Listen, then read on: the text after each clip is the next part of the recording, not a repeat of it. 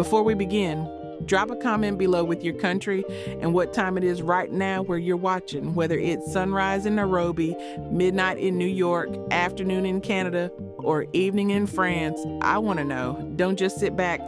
Tell me where in the world you are. Now, let's dive into the story. Chapter 1, The House That Forgot Her Name. Delphine sat on the edge of the hotel bed in Montego Bay, staring at her wedding ring like it was evidence in a trial she'd already lost. Outside the window, Jamaica pulsed with color and noise, vendors calling out prices, reggae thumping from car speakers, the ocean crashing against rocks that had been there longer than her grief. But inside this cramped room that smelled like old air conditioning and somebody else's vacation, she felt like she was drowning in silence. Her hands shook as she twisted the gold band around her finger, the metal warm from her body heat, but cold in every other way that mattered. 47 years of marriage, and now she was alone in a country she'd never visited, running from a house in Detroit that had become a mausoleum. Her daughter Shanice had called her dramatic. Her son Marcus had called her selfish, but neither of them had watched their father die slowly, one labored breath at a time, while pretending everything would be fine. The ring slipped off easier than she expected. Delphine set it on the nightstand next to a tourist brochure for Dunn's River Falls and a complimentary bottle of rum punch she hadn't touched. She was 70 years old, and for the first time since she was 23, she didn't know who she was supposed to be. Widow felt like a costume that didn't fit right. Too tight in some places, too loose in others. Vernon had been her identity for so long that losing him felt like losing her own reflection. The mirror in the bathroom showed a woman with silver locks pulled back in a messy bun, brown skin that had earned every wrinkle, and eyes that looked haunted even when she tried to smile. She'd lost weight during Vernon's illness, her clothes hanging off her frame like they were disappointed in her too. The flight from Detroit to Jamaica had been her daughter's idea, delivered like an accusation. Mama, you need to get away before you disappear completely. But Delphine hadn't come here to heal. She'd come here to see if she could still feel anything at all. Her phone buzzed with another text from Shanice, the fourth one that morning. Mama, please call me. I'm worried this isn't like you. But Shanice was wrong. This was exactly like her. The old Delphine, the one who existed before Vernon, before children, before she learned to make herself small enough to fit inside other people's expectations. That girl had dreamed of adventure, of dancing in foreign countries, of kissing strangers who didn't know her mother's maiden name. Marriage had been beautiful, but it had also been a slow erasure, her edges softening until she wasn't sure where. Vernon ended, and she began. Now that he was gone, she was trying to find those edges again, even if it meant her children thought she'd lost her mind. She turned off her phone and shoved it into her suitcase. The silence that followed felt like permission. Outside, Jamaica waited, indifferent to her grief, and maybe that was exactly what she needed. Delphine forced herself to stand, her knees protesting the movement. The hotel room was suffocating her with its beige walls and generic island paintings, palm trees that looked like they'd been painted by someone who'd never seen a real palm tree. She grabbed her purse, checked her reflection one more time, and told herself she could do this. She could walk out of this room. She could exist in the world without Vernon's hand on the small of her back, guiding her through crowds like she might get lost without him. The lobby was chaos. Tourists in flip-flops and sunburns, Jamaican staff moving with practiced efficiency, the smell of jerk chicken drifting in from somewhere she couldn't see. Delphine pushed through the glass doors into heat that hit her like a physical thing, thick and wet and alive. The sun was merciless, turning everything gold and harsh. She squinted against the brightness, feeling exposed and ancient and more alone than she'd ever felt in her life. A taxi driver approached her immediately, his smile wide and professional. Where you headed, beautiful lady? He couldn't have been more than 30. His locks wrapped in a red, gold, and green tam, his accent turning his words into music. Delphine opened her mouth to say she didn't know, that she had no destination, that she was a 70-year-old widow who'd run away from home like a teenager. But before she could speak, she saw him standing near a beat-up truck, painted the color of the Caribbean Sea, loading crates of mangoes with an ease that spoke of decades of practice. He was tall, dark-skinned, with silver hair cropped close to his skull and shoulders that hadn't forgotten their strength, even if time had softened them. Their eyes met across the parking lot, and something in Delphine's chest cracked open like an egg. The man smiled, slow and knowing, like he'd been waiting for her. And Delphine, who hadn't felt anything but grief for 8 months, felt something stir inside her that she thought had died with Vernon. The taxi driver was still talking, but she wasn't listening anymore.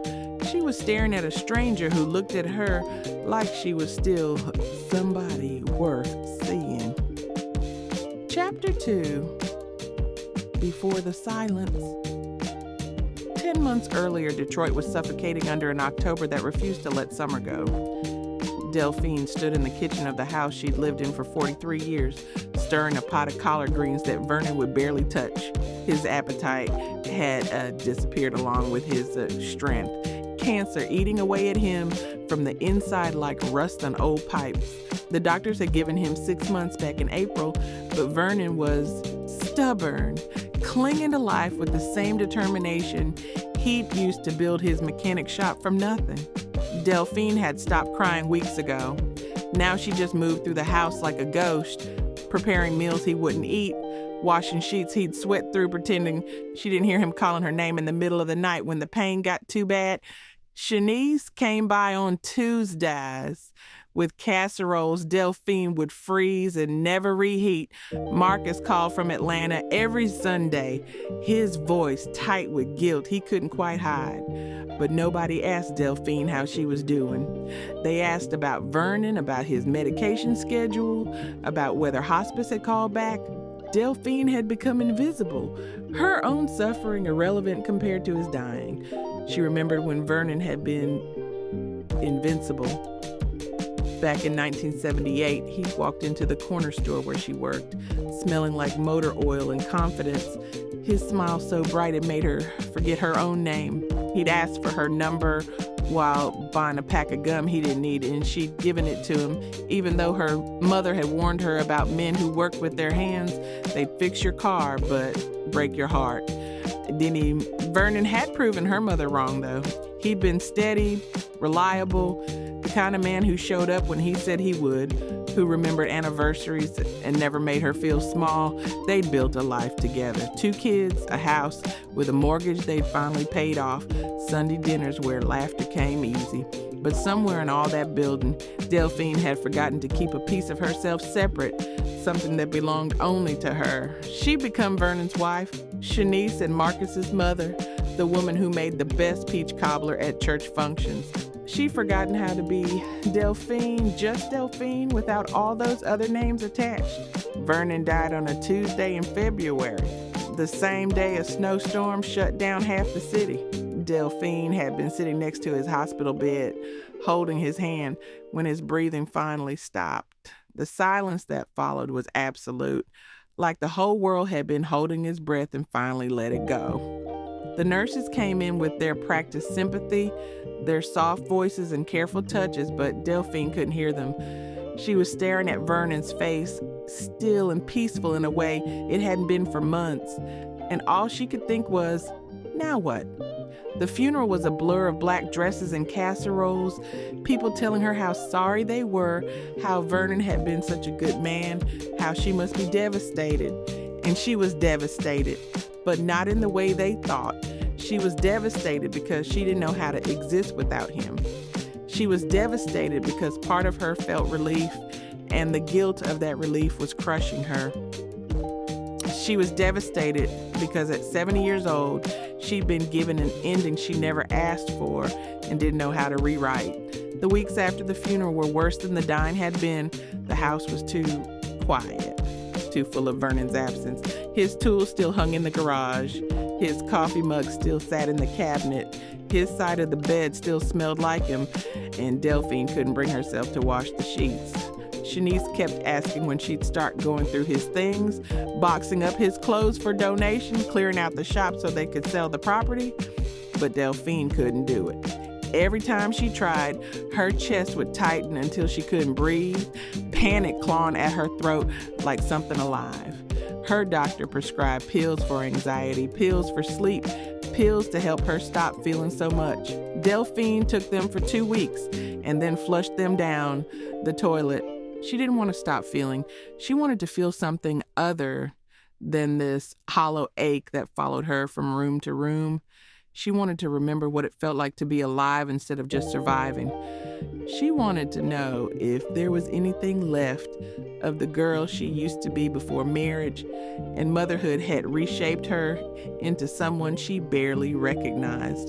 One night in July, Delphine sat in the backyard with a bottle of wine she'd found in the basement, watching fireflies dance in the darkness. The summer air was thick and heavy, pressing down on her like a blanket she couldn't kick off. She'd had 3 glasses when she opened her laptop and typed Jamaica into the search bar. She didn't know why Jamaica. Maybe because Vernon had always said he wanted to take her there someday, back when someday felt infinite. Maybe because she'd seen a commercial with turquoise water and white sand, and it looked like the opposite of Detroit, the opposite of grief, the opposite of everything her life had become. She found a cheap hotel in Montego Bay, used Vernon's life insurance money to book a one-way ticket, and told her children 2 days before she left. Shanice had cried. Marcus had yelled. But Delphine had already made up her mind. She was going to Jamaica, alone, to figure out who Delphine was when nobody needed her to be anything else. And if her children thought she was crazy, then maybe crazy was exactly what she needed to be. Chapter 3, The Man with Mango Hands. His name was Thomas, but everyone called him Tommy, and he moved through the world like he had all the time in it.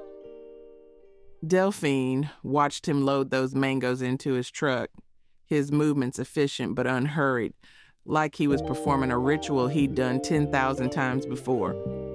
He wore a faded blue shirt that had been washed so many times the color had surrendered to something softer, and cargo shorts that had seen better decades. His hands were what caught her attention, though. Scarred and calloused, the hands of a man who had worked for everything he had, but gentle too. The way he handled each mango, like it mattered.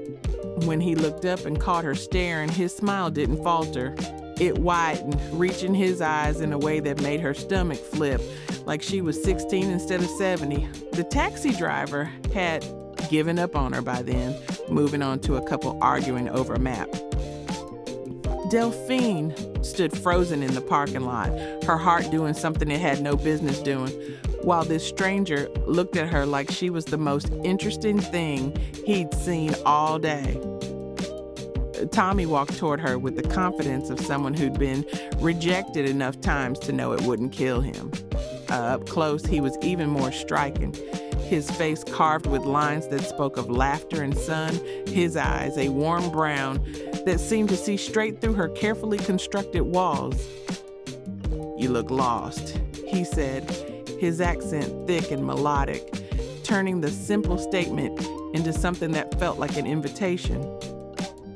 Delphine wanted to tell him she wasn't lost, that she knew exactly where she was, but the lie wouldn't come. "I just got here," she said instead, her voice sounding strange to her own ears. "Don't know where I'm going yet." Tommy nodded like this made perfect sense, like tourists wandered into parking lots looking shell-shocked all the time. "You need a tour guide?" he asked, leaning against his truck with an ease that suggested he'd been waiting for her specifically. "I know every corner of this island. Been here my whole life, 72 years, and I still find something new every day." 72.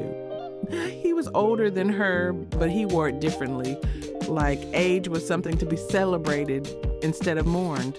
Delphine's instinct was to say no, to retreat back to her hotel room where it was safe and empty and familiar. But something about Tommy made her hesitate. Maybe it was the way he looked at her. Not at her body, not at her age, but at her, like he could see the person underneath the grief and the exhaustion. Or maybe it was the way he waited for her answer without pushing, giving her space to make her own choice without judgment. Vernon had been a good man, but he'd also been a man who made decisions for both of them, who assumed he knew what was best. Tommy just stood there, patient and present, like whatever she decided would be fine with him. I don't have money for a tour, Delphine said finally, hating how small her voice sounded. Tommy laughed, the sound rich and genuine. Who said anything about money? I'm talking about showing a beautiful woman around my home because it would make me happy. You can say no if you want, but if you say yes, I promise you won't regret it. Beautiful woman. When was the last time someone had called her beautiful and meant it? They drove through Montego Bay with the windows down, reggae playing low on the radio, the wind pulling at Delphine's locks until she gave up and let them loose. Tommy pointed out landmarks with the enthusiasm of someone who'd never gotten bored of his own story. The market where his mother used to sell yams, the beach where he'd learned to swim, the church where he'd gotten married 40 years ago to a woman who died of a stroke 5 years back. I'm sorry, Delphine said automatically, the words she'd heard 1,000 times after Vernon died now coming from her own mouth. Tommy shrugged, his eyes on the road. Don't be sorry, we had 40 good years. That's more than most people get. After she died, I thought I was done. Thought that was it for me, that I'd just live out the rest of my days alone, working my fruit stand and going to church, waiting for the end. But then I realized something. Being alone and being lonely are two different things. I chose not to be lonely. His words settled into Delphine's chest like seeds. Being alone and being lonely are two different things. She'd been both since Vernon died, unable to separate one from the other. Tommy took her to a place called the Hip Strip, a stretch of beach and shops and restaurants where tourists and locals mixed in a chaos of color and sound. They walked along the sand, Delphine's shoes in her hand, the water warm and clear as it rushed over her feet. Tommy bought them jerk chicken from a vendor he called his cousin, though Delphine suspected everyone on the island was probably his cousin, and they sat on a wooden bench, watching the sun start its slow descent toward the horizon. The chicken was so spicy it made her eyes water, but she kept eating, the burn in her mouth distracting her from the ache in her chest.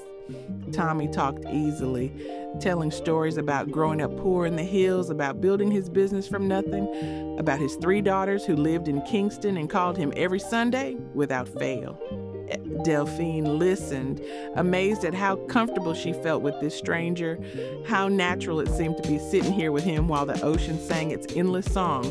When he asked about her life, she found herself talking, really talking, for the first time in months. She told him about Vernon, about the slow death and the fast grief, about her children who meant well but didn't understand, about feeling like she'd lost herself somewhere along the way and didn't know how to find the path back. Tommy listened without interrupting, without offering solutions, just bearing witness to her pain. And when she finally stopped talking, he reached over and squeezed her hand once, brief and warm, before letting go. "You're exactly where you're supposed to be," he said. And for the first time since Vernon died, Delphine believed him. Chapter 4. What Detroit couldn't give her. The calls from home started the next morning, each one more frantic than the least. Shanice left 3 voicemails before Delphine finally answered, her daughter's voice sharp with worry that sounded a lot like anger. "Mama, where have you been? I've been calling since yesterday. You can't just disappear like this. What if something happened to you?" Delphine sat on the hotel balcony, watching the ocean turn from gray to blue as the sun climbed higher, Tommy's truck already visible in the parking lot below. He'd promised to take her to the mountains today to show her where he grew up, and she'd said yes without hesitation. "I'm fine, Shanice," Delphine said, her voice calmer than it had been in months. "I'm just living my life. You don't need to worry about me." But Shanice did worry, the way mothers worry even when they're the children, the roles reversed by death and distance. "Mama, this isn't you. Running off to Jamaica by yourself, not answering your phone. Daddy wouldn't want you acting like this."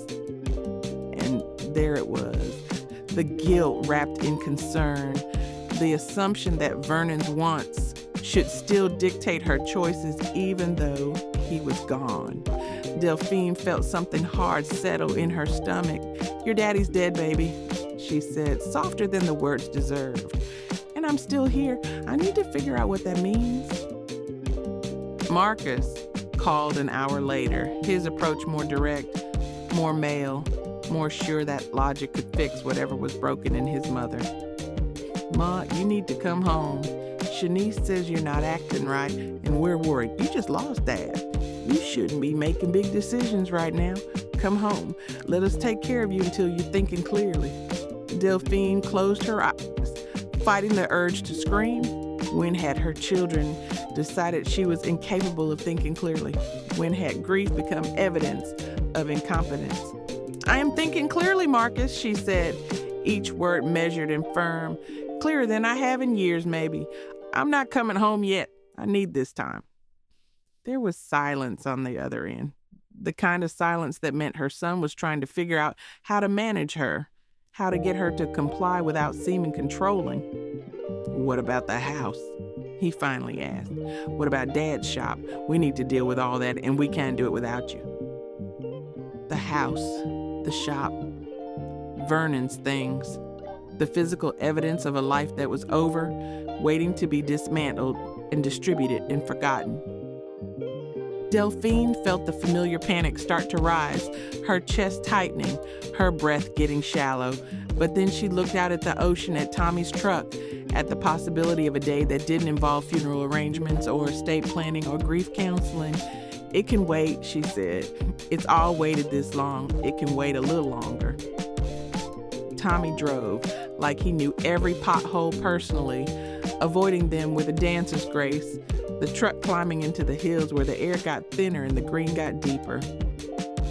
They passed through villages that barely qualified as villages, a few houses, a church, a shop selling everything from rice to rubber boots. Children ran alongside the truck, laughing and calling out to Tommy, who waved back like he was their favorite uncle. The road got worse the higher they climbed. Paved turned into gravel, turned into red dirt that kicked up in clouds behind them. Delphine gripped the door handle, not from fear, but from exhilaration, her body awake in a way it hadn't been since before Vernon got sick. Tommy glanced over at her, grinning. "You good?" he asked, and she laughed, the sound surprising them both. "I'm good," she said and meant it. When they finally stopped, it was at a place where the world seemed to drop away, the hills rolling down to the ocean in waves of green and blue that made her chest ache with beauty. Tommy's childhood home was a small concrete house painted yellow, faded but sturdy, surrounded by banana trees and chickens scratching in the dirt. An old woman sat on the porch, tiny and ancient, her face a map of a century lived. "My mother," Tommy said, pride evident in his voice. "She's 97, still sharp as anything. Mama, I brought someone to meet you." The old woman's eyes were clouded with cataracts, but somehow still penetrating, examining Delphine with an intensity that made her want to straighten her spine. "You're the American woman Tommy won't stop talking about," she said, her voice surprisingly strong, her accent even thicker than her son's. "The widow from Detroit." Delphine blinked, surprised. Tommy had talked about her to his mother. "Yes, ma'am," she managed, suddenly feeling like a teenager meeting a boyfriend's parents for the first time. The old woman, Mama Iris, Tommy called her, laughed, a sound like dried leaves rustling. "Sit down, child. Let me look at you properly."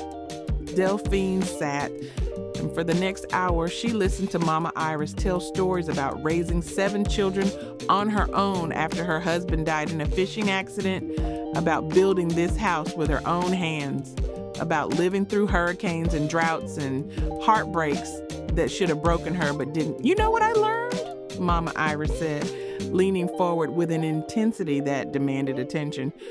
Life don't stop because somebody dies. It keeps going, and you got to decide if you're going to go with it or get left behind. My son, he sees something in you, something worth his time. You see something in him? Delphine looked at Tommy, who was pretending to be very interested in feeding the chickens, his ears red with embarrassment. Did she see something in him? She barely knew him. But yes, she did see something. A kindness that didn't ask for anything in return, a steadiness that didn't feel like control, a way of being in the world that made space for her to breathe. They ate lunch on Mama Iris's porch, curry goat and rice and peas and fried plantains that tasted like childhood, even though Delphine had never eaten them as a child. Tommy and his mother talked in patois so thick Delphine could only catch every third word, but their affection for each other was clear in every gesture, every laugh, every gentle insult. Watching them, Delphine felt something shift inside her, a loosening of the tight knot that had lived in her chest since Vernon's diagnosis. This ease, this love that didn't demand performance, this family that had made peace with loss without letting it define them, this was what she'd been missing. In Detroit, grief had become her identity, her children treating her like she might shatter. At any moment, her friends avoiding her because they didn't know what to say. Here, Mama Iris had lost her husband 40 years ago and still laughed like she meant it. Tommy had buried his wife and still believed in showing strangers around his island. They'd both survived endings and found ways to keep living, not just existing. As the afternoon stretched toward evening, Tommy drove Delphine back down the mountain, the silence between them comfortable and full. When they reached her hotel, he didn't ask to see her again. He just said, tomorrow, if you want, I'll show you the waterfalls. And Delphine, who'd spent 8 months saying no to everything, said yes without hesitation. Yes to tomorrow. Yes to waterfalls. Yes to this strange, unexpected thing that was blooming between them like flowers in concrete. Yes to being alive instead of just surviving. Chapter 5, The Weight of Rings. Delphine stood under the shower in her hotel room, letting water as hot as she could stand beat against her shoulder, washing away red dirt and sweat and something else she couldn't name. Her wedding ring sat on the bathroom counter where she'd left it that first day. And every time she walked past it, she felt its accusation. Vernon had slipped that ring on her finger in 1978 at Greater Faith Baptist Church while her mother cried and his mother smiled, and everyone promised forever like forever was something you could count on. 47 years she'd worn it, the gold thinning in places, scratched and dented from decades of dishes and diapers and life. It had become part of her body, as essential as a finger, as permanent as a scar. But now, looking at it sitting there alone and small and suddenly meaningless, she wondered if wearing it was honoring Vernon's memory or just refusing to accept that he was gone. If she put it back on, was she being faithful to what they'd had, or was she just too scared to admit that what they'd had was over, that she was allowed to exist without him, that taking off a ring didn't erase 47 years of love? She'd been in Jamaica for 2 weeks, and every day had been with Tommy. Not dates. She kept telling herself they weren't dates. Just two people spending time together, nothing complicated, nothing that required definitions or labels. He'd taken her to waterfalls where she'd actually gone in the water, her clothes soaked through, laughing like she was young again. He'd brought her to his fruit stand in the market where she'd helped him sell mangoes and papayas to tourists who thought her American accent meant she didn't belong there. He'd cook for her in his small house near the beach, Jerk fish so perfectly spiced, she'd eaten until she was embarrassingly full. And every night he'd driven her back to her hotel without asking for more than her company, without making her feel like she owed him anything, without rushing her towards something she wasn't sure she was ready for. But her body knew she was ready. Her body had been ready since that first day in the parking lot. It was her mind that couldn't catch up. Her guilt that kept whispering she was betraying Vernon. Her fear that kept asking what she thought she was doing, falling for someone at 70 like some foolish teenager who didn't know better. Shanice called again because of course she did. Her timing impeccable in its ability to interrupt any moment of peace. Mama, it's been 2 weeks. When are you coming home? Marcus and I need to start settling Dad's estate, and we can't do everything without you. Delphine sat on the bed in her towel, her locks dripping water onto the sheets, and felt the old resentment rise like bile. When are you coming home? Like Jamaica was a vacation she'd overstayed, like her real life was waiting in Detroit, like she wasn't allowed to want something different. I don't know when I'm coming home, Shanice, she said, each word careful and controlled. Maybe I'm not coming home at all. Silence. Then, what are you talking about? Of course you're coming home. You live here. Your life is here. What are you going to do? Live in Jamaica forever? And why not? Delphine wanted to scream. Why not live in Jamaica forever? Why not stay in this place where the sun felt like a blessing instead of an assault, where people smiled at strangers, where grief didn't follow her into every room? But she didn't scream. She just said quietly, my life is wherever I decide it is. That night, Tommy took her to a place he called Rick's Cafe, a bar built into the cliffs where tourists paid too much for drinks and watched locals dive off rocks into the ocean for tips. They sat at a table overlooking the water, the sunset painting everything gold and orange and impossible, and Tommy ordered them rum punch that tasted like fruit and regret. You're different tonight, he said, his eyes searching her face. Something weighing on you? Delphine wanted to lie, to say she was fine, to keep things light the way they'd been for 2 weeks. But Tommy had this way of looking at her that made lying feel impossible, like he'd see through it anyway, so why bother? My daughter wants me to come home, she said. She doesn't understand why I'm still here, and honestly, neither do I. Tommy nodded slowly, taking a drink, his eyes never leaving hers. You want to know what I think? He asked. I think you're here because Detroit couldn't give you what you needed. You're here because you're trying to find yourself again. The person you were before you became somebody's wife, somebody's mother. You're here because you're brave enough to admit when something isn't working, even if it makes people uncomfortable. He paused, then added softly, and maybe you're here because you're not done living yet. Not by a long shot. Delphine felt tears burn behind her eyes, hot and insistent. Tommy reached across the table and took her hand, his palm rough and warm against her, and she didn't pull away.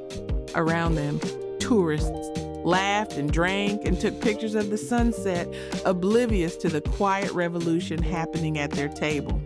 I'm scared, Delphine whispered, the admission costing her something. I'm scared of what it means if I stay.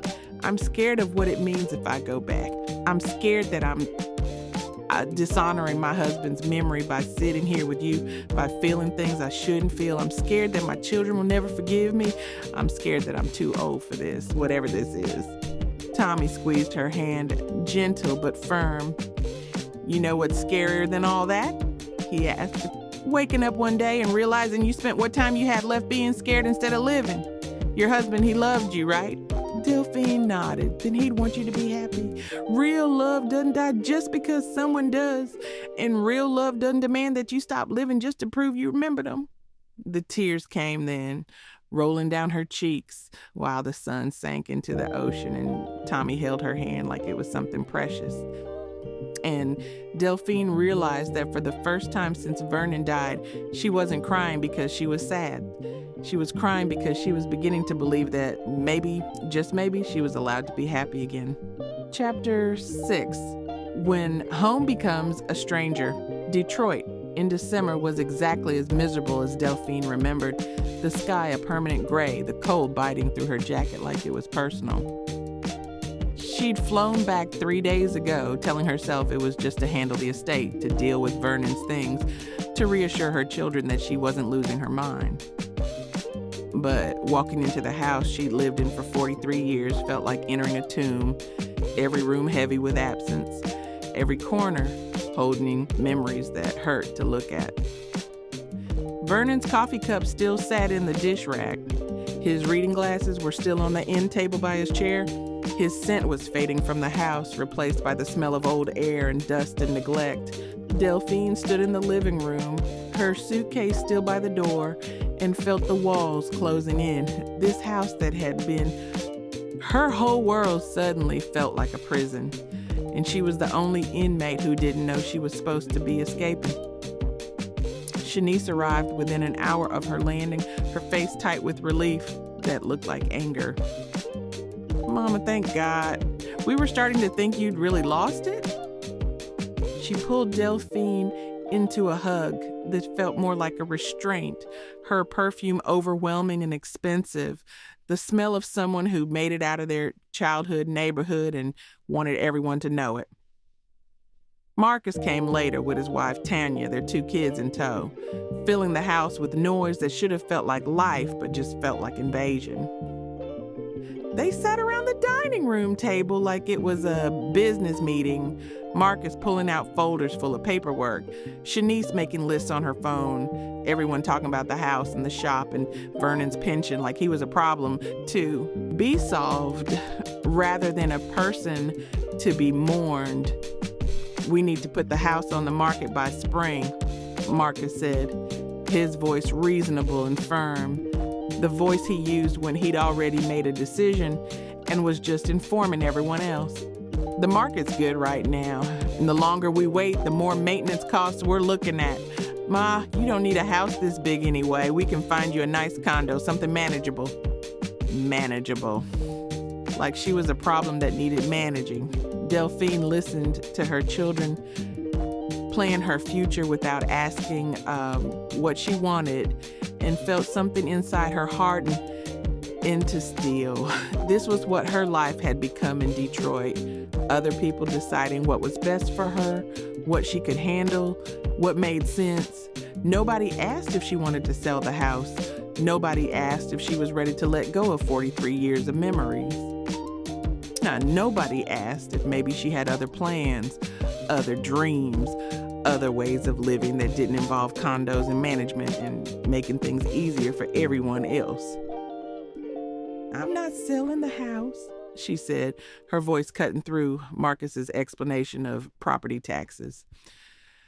Both her children stopped looking at her like she'd spoken a language they didn't recognize. What do you mean you're not selling? Shanice asked, her tone the one she used with her own teenagers when they were being unreasonable. Ma, be realistic. You can't maintain this place by yourself. And what are you going to do? Just live here alone with all the dad stuff? Delphine met her daughter's eyes, seeing the frustration there, the worry, the love that felt like chains. I'm not selling the house, she repeated, because I'm not staying in Detroit. The explosion was immediate and loud. Both her children talking over each other, their voices rising in volume and panic. How could she even think about leaving Detroit? What about family? What about Vernon's memory? What about her grandchildren? Marcus accused her of running away from grief. Shanice accused her of being selfish, of not thinking about anyone but herself. Tanya tried to mediate, her voice soft and reasonable, suggesting grief counseling, medication, time to heal before making big decisions. But Delphine wasn't listening anymore. She was thinking about Jamaica, about the way the sun felt on her skin, about Tommy's laugh, about Mama Iris's wisdom, about waking up every morning without the weight of other people's expectations crushing her chest. "I'm moving to Jamaica," she said, the words clear and final. "I'm selling the house, I'm selling the estate, and I'm moving to Jamaica. You can accept that or you can fight it, but it's happening either way." Shanice's face crumpled, tears spilling down her cheeks. "Is this about that man?" she asked, her voice breaking. "The one you've been spending time with. Mama, you barely know him. You're going to uproot your whole life for some stranger." And that was the thing her children didn't understand. Tommy wasn't the reason. He was just part of it, a piece of a larger truth she was finally brave enough to speak. She wasn't moving to Jamaica for a man. She was moving to Jamaica for herself. That night, alone in the house with Vernon's ghost, Delphine went through his things. She touched his clothes, smelling them one last time before folding them into boxes for donation. She packed up his tools, labeling each box carefully for Marcus, who wanted to keep them. She gathered his papers, his photos, his whole life condensed into cardboard and tape. And then she went to their bedroom, opened her jewelry box, and pulled out her wedding ring. She held it in her palm, feeling its weight, remembering every year it had witnessed. Vernon had been a good husband. He'd loved her in the way he knew how, steadily, predictably, without grand gestures, but with consistent presence. But he was gone, and she was still here. And wearing his ring wasn't keeping him alive. It was just keeping her tethered to a life that had ended. Delphine walked to Vernon's grave the next morning, the cemetery frozen and quiet, his headstone still new enough to look wrong against the old stones around it. She knelt in the snow, not caring about the cold seeping through her jeans, and placed her wedding ring on top of his marker. "I loved you," she whispered to the stone, to the ground, to whatever part of Vernon might still be listening. "I loved you for 47 years, and I'll love you for the rest of my life. But I need to live, Vernon. I need to be more than your widow. I need to be me again." The wind blew through the cemetery, cold and sharp, and Delphine stood up, her knees protesting, her heart lighter than it had been in months.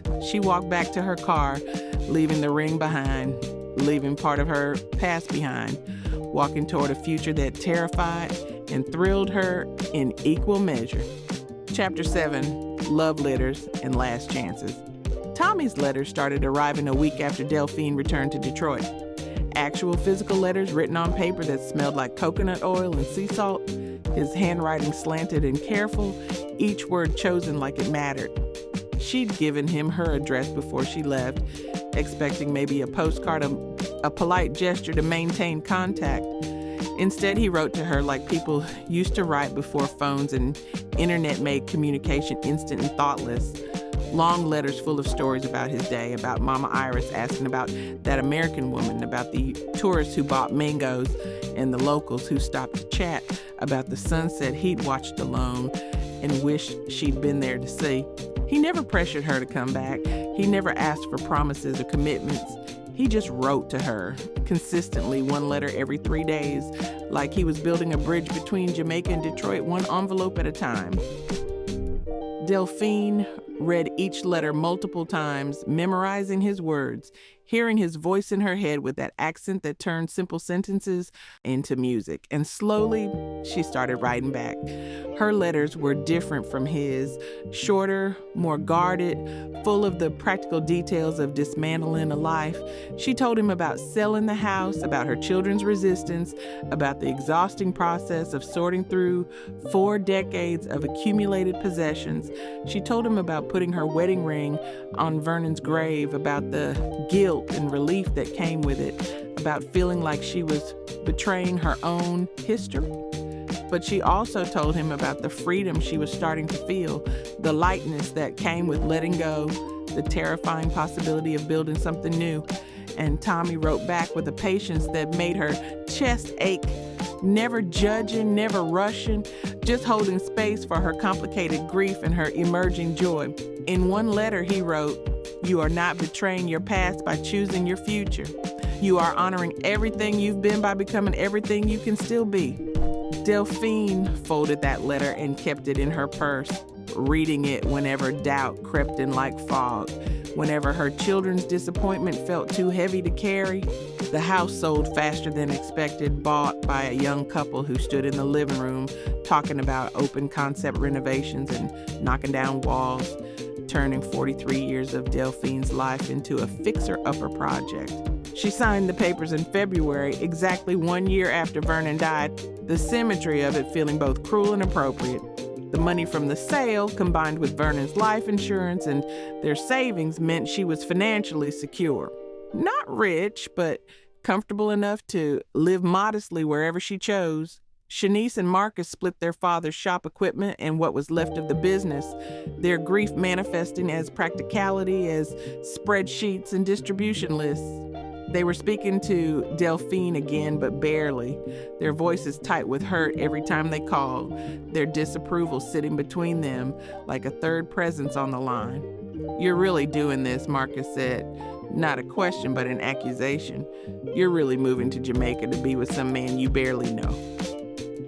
Delphine wanted to scream that it wasn't about Tommy, that it was about her, about reclaiming her own life. But she was tired of explaining herself, tired of seeking permission she didn't need. "Yes," she said simply, "I'm really doing this." She flew back to Jamaica on March 15th, 3 months after she'd left, her entire life condensed into 2 suitcases and a carry-on.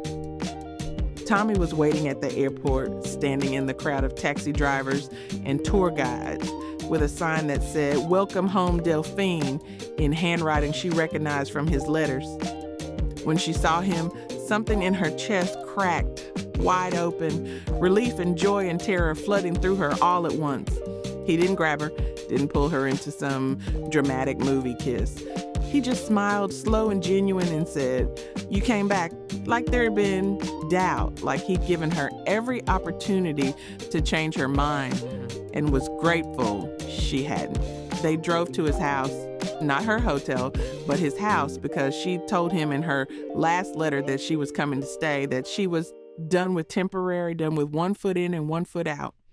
His house was small, right on the beach, the sound of waves a constant presence, salt air drifting through open windows. It wasn't fancy.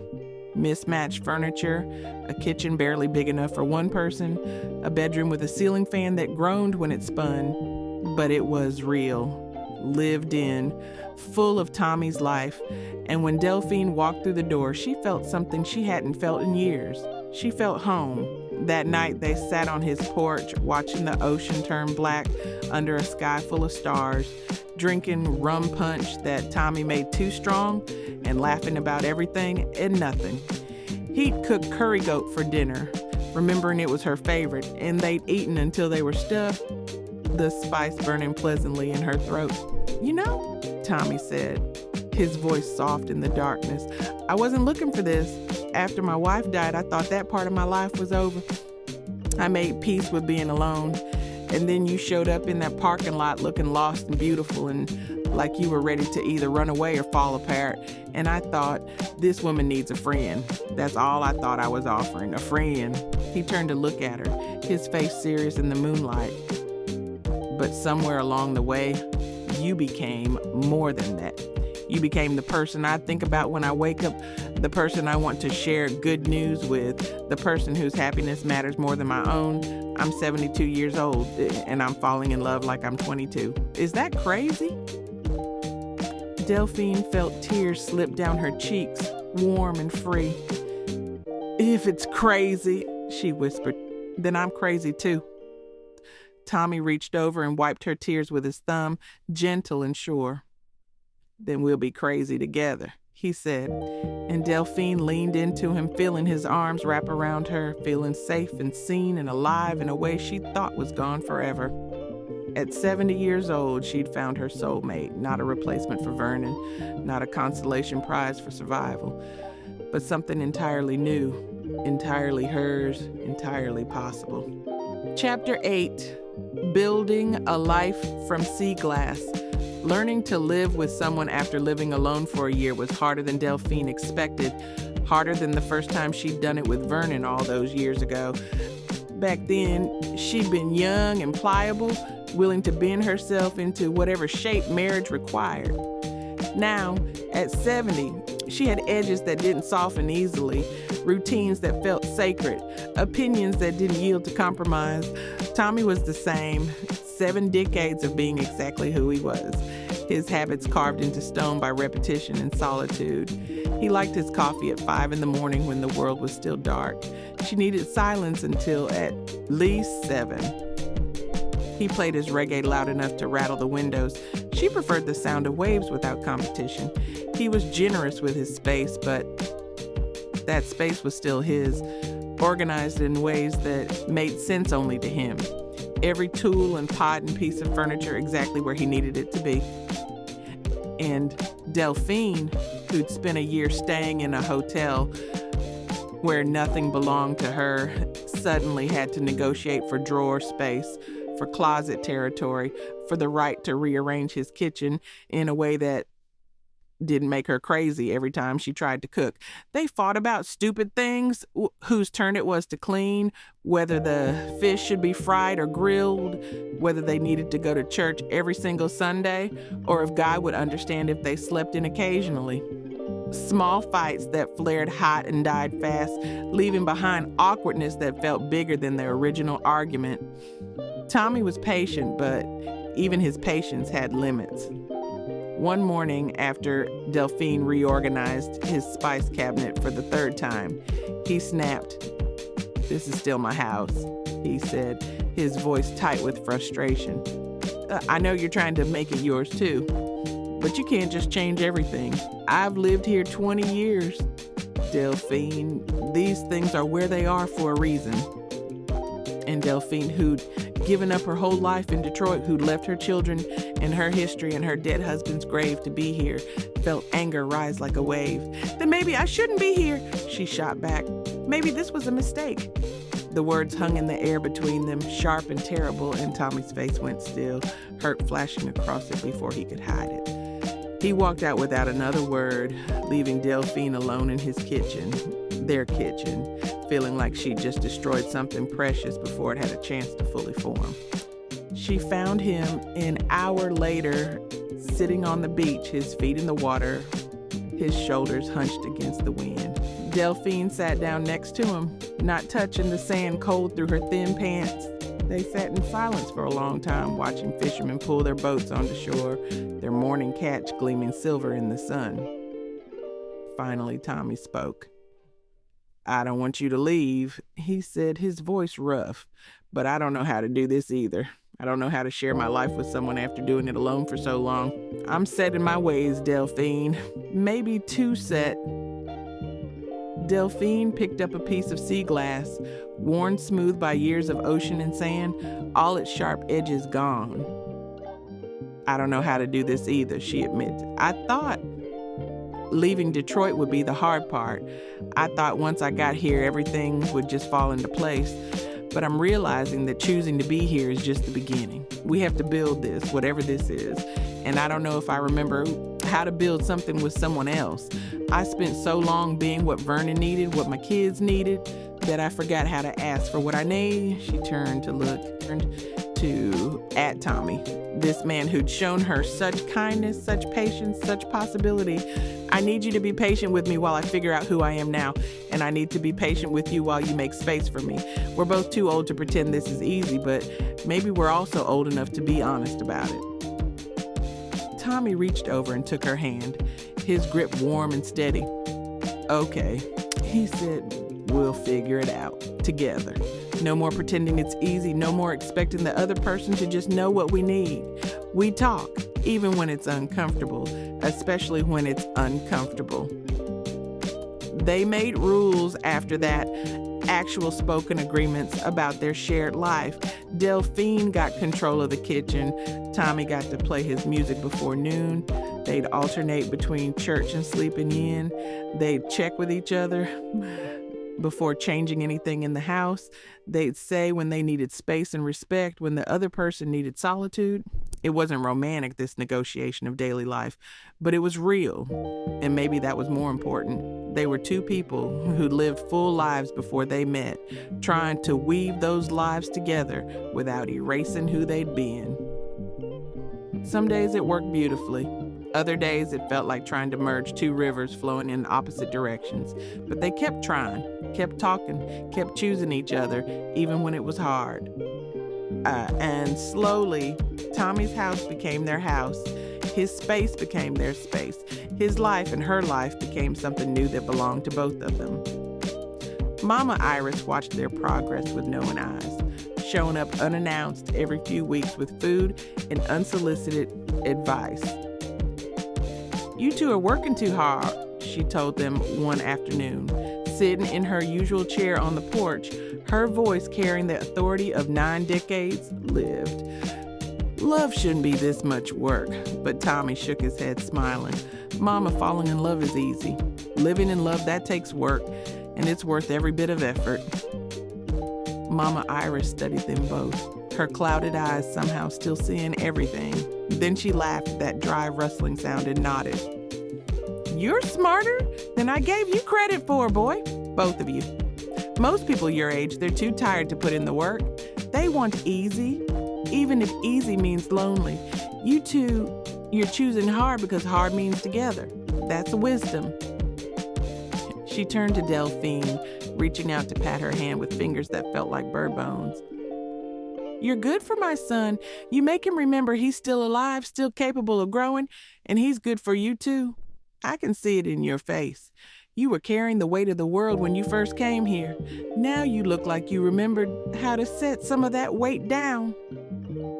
Delphine felt tears prick her eyes because Mama Iris was right. She had set some of that weight down. Not all of it. She still missed Vernon sometimes, still felt guilty for being happy, still worried about her children who barely called anymore. But the crushing burden of grief had lightened into something manageable, something she could carry without it breaking her. And Tommy had helped her do that, not by fixing her, but by standing beside her while she fixed herself. Chapter 9. When children come to judge, Shanice showed up in Jamaica without warning, her arrival announced by a terse text message that said only, "I'm at the airport, send me the address." Delphine's stomach dropped, panic and frustration warring in her chest. 6 months she'd been in Jamaica, 6 months of building this new life with Tommy, and now her daughter was descending like judgment personified. Tommy saw her face go pale and squeezed her shoulder. "It's going to be fine," he said, his voice steady, even though they both knew it might not be fine at all. "She's your daughter. She loves you. She's just scared." But Delphine knew Shanice's fear looked a lot like anger, and her love looked a lot like control. She texted back the address, then spent the next hour cleaning a house that was already clean, anxiety making her hands shake as she moved Tommy's shoes out of sight, as if hiding evidence of their life together would somehow make it more palatable to her daughter.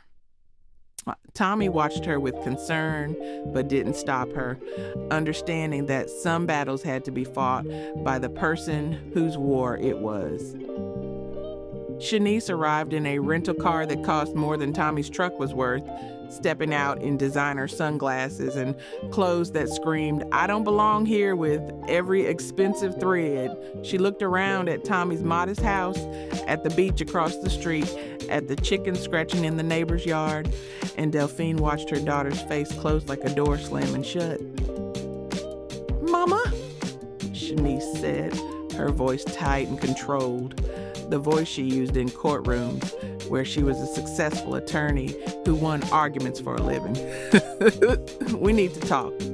Tommy made himself scarce, muttering something about checking on his fruit stand, kissing Delphine's cheek in a gesture of support that made Shanice's jaw clench.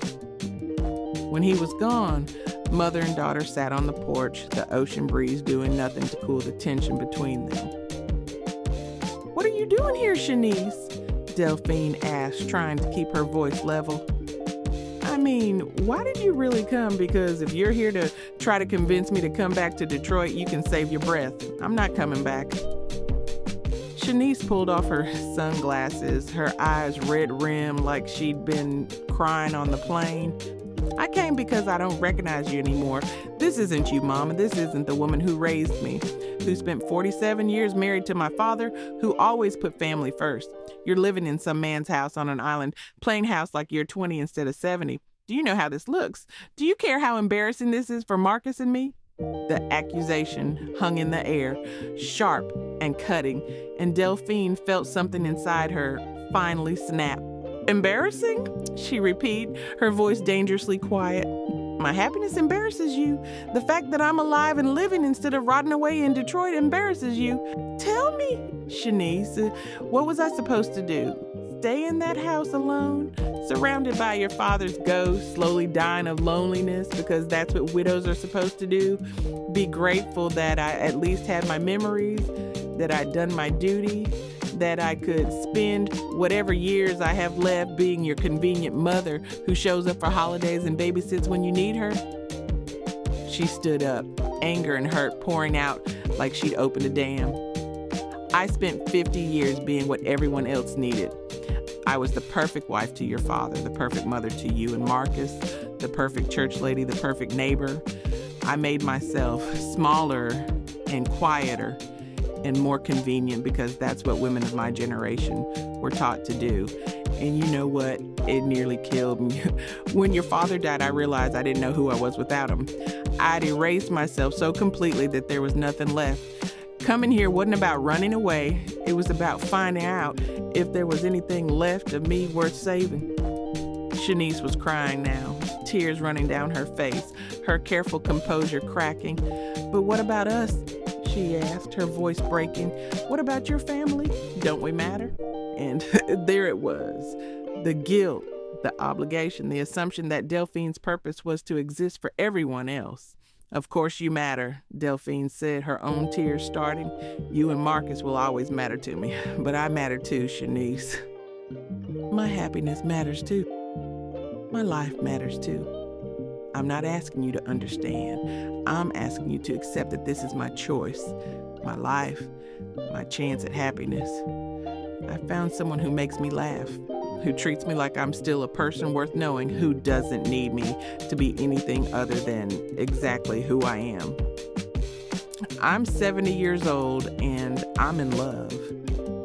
Real love, messy love, the kind that scares me and thrills me and makes me feel alive. Is it really so wrong that I want to live whatever years I have left feeling alive? Mother and daughter stared at each other across decades of complicated love. Both of them crying, both of them hurting, both of them trying to figure out how to bridge this gap that grief and change had opened between them. Tommy came back hours later to find them still on the porch, talked out and exhausted. Shanice's anger transformed into something softer, something closer to understanding, if not quite acceptance. He approached cautiously, like he was approaching a wild animal that might bolt. I'm Tommy, he said simply, extending his hand to Shanice. I love your mother. I'm not trying to replace your father. Nobody could do that. I'm just trying to make her happy for whatever time we have. And if you're worried I'm after her money or trying to take advantage, I'm not. I have my own house, my own business, my own life. I just want to share it with her. Shanice looked at him for a long moment, lawyer eyes assessing, daughter eyes protecting. Finally, she took his hand. If you hurt her, she said, her voice steady, there's nowhere on this island you can hide. Tommy smiled, not offended but relieved. Fair enough. But I'm not planning on hurting her. I'm planning on loving her for as long as she'll let me. He glanced at Delphine, his expression soft and open, which I hope is a very long time. Shanice stayed for 3 days, and by the time she left, something had shifted. She'd seen how Tommy looked at her mother, not with pity or obligation, but with genuine affection and respect. She'd seen how Delphine laughed more in 3 days than Shanice had heard her laugh in 3 years. She'd seen Mama Iris, who'd shown up uninvited and immediately started interrogating Shanice about her own life, her own happiness, whether she was so busy judging her mother that she'd forgotten to live her own life fully. And she'd seen her mother in the ocean, actually in the ocean up to her waist, letting waves crash against her while she laughed like she was young again. At the airport, Shanice hugged Delphine tight, whispering, "I'm sorry, Mama. I was wrong. You deserve this. You deserve to be happy." Delphine held her daughter close, breathing in her expensive perfume, feeling the gift of her daughter's blessings settle into her chest like something precious. "Tell Marcus I love him," Delphine said. "Tell him I'm okay. Tell him this isn't about forgetting his father. It's about remembering I'm still here." Shanice nodded, wiping her eyes. "I'll tell him. And Mama, invite us to the wedding." She said it with a small smile, half joking, half serious. Delphine laughed, surprised. "Who said anything about a wedding?" But as she watched her daughter walk through security and disappear into the crowd of travelers, she realized she hadn't said no. Chapter 10, The Color of Forever. Tommy proposed on a Tuesday in November, exactly 18 months after Delphine had first seen him in that parking lot. There was no grand gesture, no restaurant or fireworks or public display. They were sitting on their porch. It was their porch now, legally and emotionally.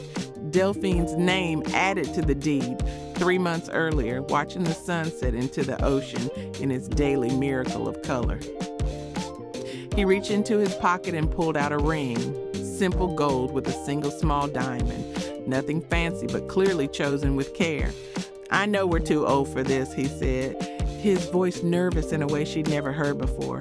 "I know people will think we're crazy, that we're moving too fast, that we should just be grateful for companionship without needing a piece of paper to prove anything.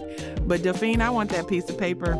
I want to marry you, not because I need to own you or because society expects it, but because I want the world to know you chose me and I chose you. I want whatever time we have left to be official, recognized, celebrated. So will you marry me? Will you let this old man be your husband?" Delphine looked at the ring, at Tommy's hopeful face, at the life they'd built together from nothing but courage and stubbornness and unlikely timing. She thought about Vernon, about the 47 years they'd had, about the love that had been real, even if it had also been limiting. She thought about her children, about the slow repair of their relationships, about Marcus, who'd called last week to say he was proud of her, even if he didn't completely understand. She thought about Mama Iris, who told her just last Sunday that love at 70 was better than love at 20 because you knew enough to appreciate it, to not take it for granted, to understand how rare and precious it was. She thought about herself, about the woman she'd been in Detroit, drowning in grief and obligation, and the woman she was now, alive and present and unafraid. And she thought about the future, however long or short it might be, and realized she wanted to spend it exactly like this, with this man, in this place, building something beautiful from the ruins of what had come before. "Yes," she said, her voice strong and sure. "Yes, I'll marry you." Tommy's face lit up like sunrise, his smile so wide it made her laugh. He slipped the ring on her finger and it fit perfectly, like it had been waiting for her all along. They sat together as the sun finished its descent, the sky turning purple and pink and gold, and Delphine felt peace settle over her like a blanket. She was 70 years old, and she was engaged to be married, and it felt exactly right. Not a replacement for what she'd lost, but a continuation of what she was still becoming. Not an ending, but another beginning. Not a betrayal of her past, but an honoring of her present. So she leaned her head on Tommy's shoulder, feeling his arm come around her, solid and warm and real. "Thank you," she whispered, "for seeing me, for waiting for me, for loving me exactly as I am." Though Tommy kissed the top of her head, his voice rumbling in his chest. "Well, thank you for saying yes, for choosing life, for choosing us." They got married in December, right on the beach in front of Tommy's house with Mama Iris officiating, because she'd done it for half the island and wasn't about to miss doing it for her favorite son. Delphine wore white because she damn well wanted to. A simple dress that flowed in the ocean breeze, her silver locks loose and crowned with hibiscus flowers that Tommy had picked that morning.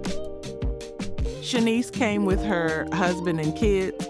Marcus flew in from Atlanta with Tanya, and for the first time since Vernon's funeral, Delphine's whole family was together. Her children stood on either side of her as she said her vows, their presence a blessing she hadn't been sure she'd receive. Tommy's daughters came from Kingston, 3 beautiful women who welcomed Delphine with warmth that felt genuine, who told her their father hadn't smiled this much in years. The ceremony was short and sweet, Mama Iris keeping it simple because you're both too old for long speeches and everybody wants to eat. When Tommy kissed her, his wife now in the eyes of God and country, the small crowd erupted in cheers and reggae music started playing from speakers someone had set up in the sand. The reception was chaos in the best way. Locals and tourists mixing together, the smell of jerk chicken and curry goat drifting from the grill, rum punch flowing freely, children running in and out of the waves. Delphine danced with Tommy, with Marcus, with each of her grandchildren, with Mama Iris, who moved like she was 60 instead of 97. She watched Shanice talking with Tommy's daughters, saw them laughing together, saw her daughter's face open and relaxed in a way it rarely was. She felt Marcus's arms around her during their dance, heard him whisper, "I'm happy for you, Ma. Dad would be happy for you too." And she believed him, believed that Vernon, wherever he was, would want this for her, would want her alive and joyful and surrounded by love. As the sun set on her wedding day, Delphine stood at the edge of the water, her feet in the surf, her dress wet at the hem, and looked back at the celebration on the beach. At 70 years old, she'd moved to Jamaica as a widow drowning in grief. She'd met her soulmate in a parking lot, rebuilt her life from scratch, repaired broken relationships, and learned that endings could also be beginnings. Vernon had been her love, her partner, her life for 47 years. But Tommy was her choice, her adventure, her proof that it was never too late to start again. She felt arms slide around her waist from behind, Tommy's familiar warmth, his chin resting on her shoulder. "Happy?" he asked, and she turned in his arms to face him, this man who'd given her back her life. "So happy," she said, and kissed him as the ocean crashed around them and the sky turned the color of forever. Behind them, music played and people celebrated and life continued in all its messy, beautiful complexity. Delphine had spent most of her 70 years being what other people needed her to be. But here, now, in this moment, she was exactly who she wanted to be. Loved, alive, and completely, unapologetically herself. And that, she realized, was the greatest gift of all. Not the romance, not the second chance, not even the wedding or the ring or the happily ever after. The greatest gift was remembering that she mattered, that her happiness mattered, that her life was still hers to live however she chose. At 70, she'd found love, but more importantly, she'd found herself. And with Tommy's hand in hers and the whole ocean stretched out before them, Delphine walked back toward their celebration, toward their family, toward their future, ready for whatever came next, unafraid and unashamed, finally, blessedly, gloriously free.